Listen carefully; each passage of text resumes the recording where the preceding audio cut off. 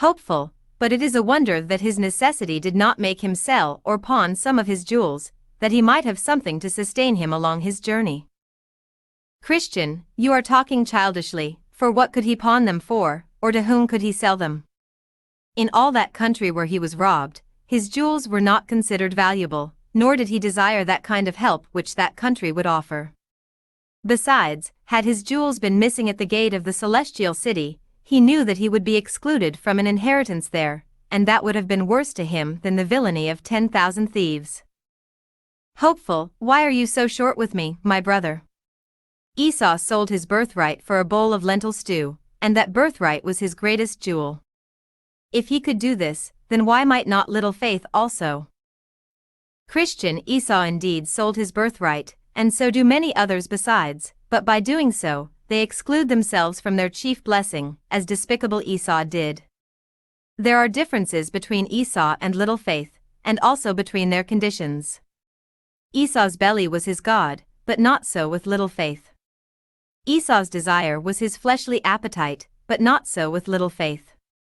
Besides, Esau could see no further than the fulfilling of his lusts, and said, Behold, I am at the point of death, what good can this birthright be to me? But little Faith, though it was his lot to have but a little faith, was by his little faith kept from Esau's base behavior. He prized his jewels, and would not consider selling them.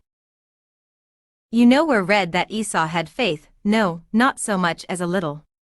As he was controlled by his fleshly appetites, and had no faith to resist, it is no wonder that he sold his birthright, and his soul and all, and that to the devil of hell. Like a wild donkey in heat, when people like Esau have their minds set upon their lusts, they are determined to have them whatever the cost. But little Faith was of another temperament, his mind was on divine things, his desire was for things that were spiritual and from above. Even if there had been any who would have bought his jewels, he had no desire to sell them, only to fill his mind with trifles. Would a man give a penny to fill his belly with hay? Could you persuade the turtle-dove to live upon carrion like the crow? Though faithless ones can, for carnal lusts, pawn or sell what they have, and themselves to boot, yet those who have faith, saving faith, though but a little of it, cannot do so.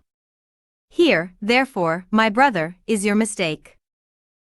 Hopeful, I acknowledge it, but yet your severe admonition almost made me angry. Christian, if we only consider the matter under debate, then all shall be well between you and me.